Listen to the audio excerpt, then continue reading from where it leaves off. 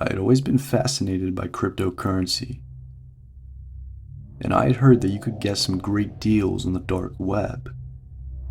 So I decided to take the plunge and try my luck. I downloaded the Tor browser and started browsing the dark web, looking for reputable sites to buy Bitcoin. I was curious and did my research, making sure to only use sites that had good reviews and that were recommended by others. After a few hours of searching, I found a site that looked promising. It had a clean interface and seemed to have a good reputation, so I decided to make my purchase. I transferred some funds from my bank account, and within minutes, I had several Bitcoins in my digital wallet. I was ecstatic. It was my first foray into cryptocurrency, and I felt like I was a part of the new wave of tech-savvy investors. I spent hours of reading up on the latest news and following forums to get a better understanding of the market. But as the days went on, I started to notice some strange things happening. My computer would crash unexpectedly, and I would receive strange emails and messages from unknown accounts. At first, I brushed it off as a coincidence, but then things got much more sinister. One day, I received an email from an anonymous sender who claimed to know everything about me, including my address and my purchase on the dark web. They demanded that I transfer some of my Bitcoin to their account, or else they would expose me to the authorities. I was terrified. I didn't know who this person was or what they wanted from me. I tried to ignore the messages and carry on with my life, but I just couldn't shake the feeling that I was being watched. Then, one night, I heard a knock at my front door. I cautiously opened it and was met with a hooded figure standing in the shadows. They demanded that I hand over my digital wallet, threatening me with violence if I didn't comply. I knew I had to act fast. I grabbed a baseball bat and stood my ground, telling the intruder that I would not be intimidated, but they didn't back down, and the situation quickly escalated into a violent confrontation. In the end, I managed to fend off the attacker and call the police. They arrived quickly and took a report, but they were unable to track down the perpetrator. I was left shaken and absolutely terrified, wondering if I would ever be safe again. It took me a while to recover from the experience, but I never lost my fascination with cryptocurrency. However, I definitely learned to be more cautious and vigilant when it came to online transactions, and I always made sure to do my research and use trusted sites. About 2 weeks after the FTX crash, I woke up to find that my crypto wallet had been hacked. All my savings were gone. At first, I was in shock. I couldn't believe that someone had been able to break into my account and steal everything I'd worked so hard for. But then, things started to get even more terrifying. I started receiving strange images on my computer. At first, they were just random pictures of things that I couldn't make a sense of. But then, the images started to get darker and more disturbing. One day, I opened an email to find an image of a dead animal with a message that simply read, "This could be you." I tried to ignore the messages, but they just kept coming. Some were grotesque and daunting scenes, while others more subtle, like a picture of a black cat with glowing yellow eyes. But the one that really terrified me was a hitman bounty. It was a picture of a contract for a hitman with my name and face on it. As soon as I saw this, I froze. I didn't know what to do. How could this be? I inspected the image further and realized It had been taken from my webcam on my laptop. I shut my laptop down immediately, breathing heavily and trying to understand if what I was seeing was real or not. The bounty amount was to be paid in Bitcoin once the job was complete. The details of the hit were chillingly specific. I felt like I was about to throw up. I didn't know what to do. I felt like I was being watched at all times, like someone was always lurking, just out of sight. I changed all my passwords, but it didn't seem to make a difference. I tried to reach out to law enforcement, but they didn't seem to take me seriously. They told me it was just a prank or something, and that someone was trying to scare me. But I knew, deep down, that something much more sinister was going on.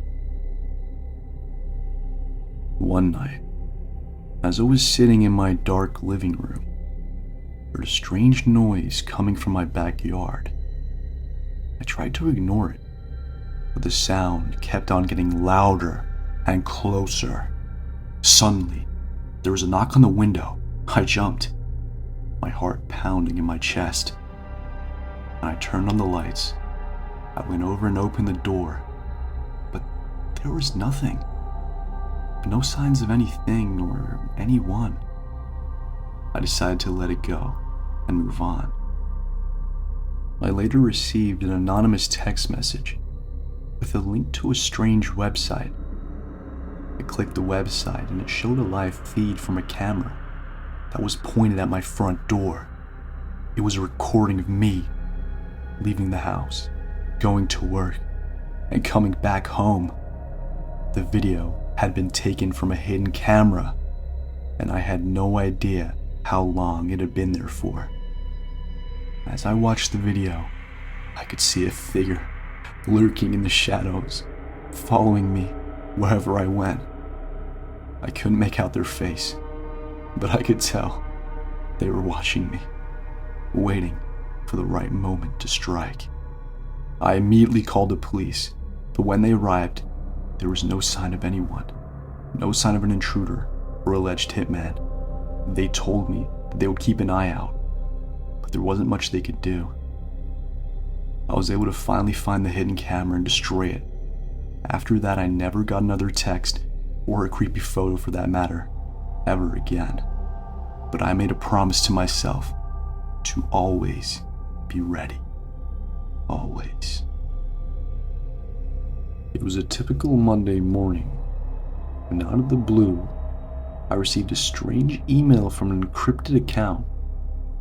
At first, I didn't think much of it. Just another spam email trying to send me something. But as I read the message, I felt a cold sweat break out on my forehead. The email was from an unknown sender who claimed to have evidence that could ruin my life. They knew everything about me, my name, my address, my workplace, even my family. And they had a photo and video of me doing things that I never thought anyone would know about. This photo and this video are dirty things that even I don't have the courage to restate. But just know this, they were bad. I didn't know what to do.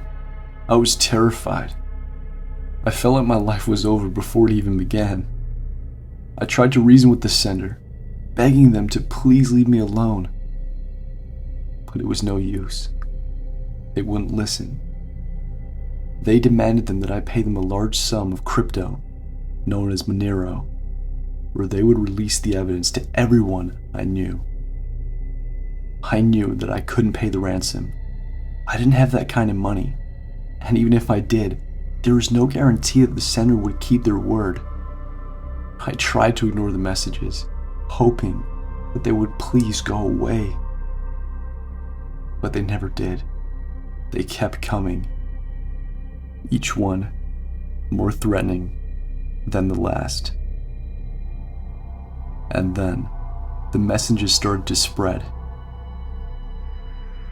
The sender started to share some of the supposed evidence with my colleagues and friends. People that I had known for years started to treat me differently, avoiding eye contact and whispering behind my back. I felt like I was living in a nightmare. I couldn't eat or sleep. Every time my phone beeped with a new message, my heart would race. I started to lose weight, and lose weight fast, and I became paranoid. I was afraid to leave my house, worried that someone would recognize me and confront me about the allegations. Days turned into weeks, and the messages kept coming. I knew that I couldn't keep this up forever. I had to do something before it was too late.